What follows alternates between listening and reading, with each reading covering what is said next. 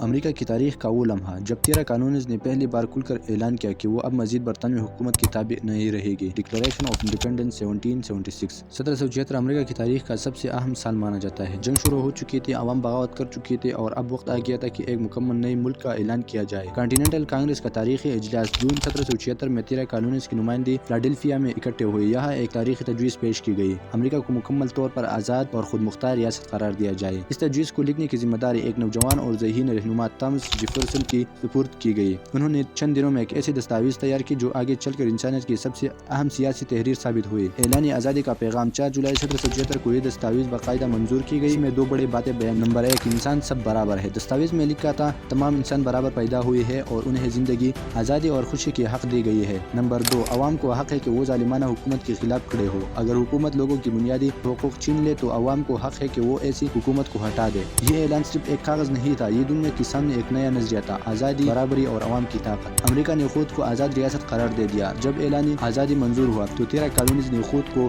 United state of America کہنا شروع کر دیا۔ یہ وہ لمحہ تھا جب ایک نیا ملک وجود میں آیا، مگر جنگ ابھی ختم نہیں ہوئی تھی۔ اب اصل امتحان شروع ہوا تھا، آزادی کے اس اعلان کو حقیقت میں بدلنا۔ برطانیہ کا سخت رد عمل۔ برطانوی حکومت نے اعلان آزادی کو بغاوت قرار دیا اور جنگ کو مزید سخت کر دیا۔ دونوں طرف لڑائیاں بڑھتی گئی لیکن امریکی عوام نے ہمت نہیں ہاری۔ حصہ 6 یہ بتاتا ہے کہ آزادی کا اعلان کرنا آسان تھا لیکن اسے حاصل کرنا بہت مشکل تھا۔ اب حصہ 7 میں ہم دیکھیں گے کہ کس طرح امریکیوں نے کئی سال کی جنگ کے بعد آخرکار آزادی حاصل کی۔